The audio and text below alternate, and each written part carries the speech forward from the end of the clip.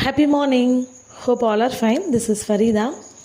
நம்ம நிறைய functions attend பண்ணியிருக்கோம் நம்மளோட லைஃப்பில். லைக் பர்த்டே பார்ட்டிஸாக இருக்கட்டும், இல்லை ஏதாச்சும் செலிப்ரேஷன்ஸ், வெட்டிங்ஸ், அந்த மாதிரி நிறைய பார்ட்டிஸ் நம்ம அட்டன் பண்ணுவோம். நிறைய ஃபங்க்ஷன்ஸ்க்கெல்லாம் போவோம்.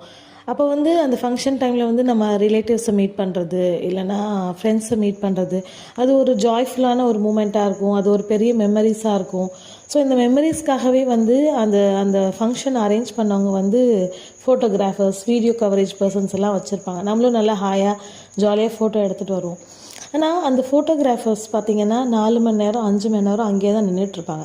அவங்களுக்கு ஒரு வாட்டர் பாட்டில் கொடுக்க கூட பக்கத்தில் ஆள் இருக்குமான்னு தெரியல. இப்படி நான் ஒரு இன்சிடெண்ட் பார்த்தேன். ஒரு ஃபோட்டோகிராஃபர் ரொம்ப நேரமாக தண்ணி கேட்டுட்ருக்காரு. கையில் ஒருத்தவங்க தண்ணி வச்சுருந்து கொடுக்க ரொம்ப யோசிக்கிறாங்க.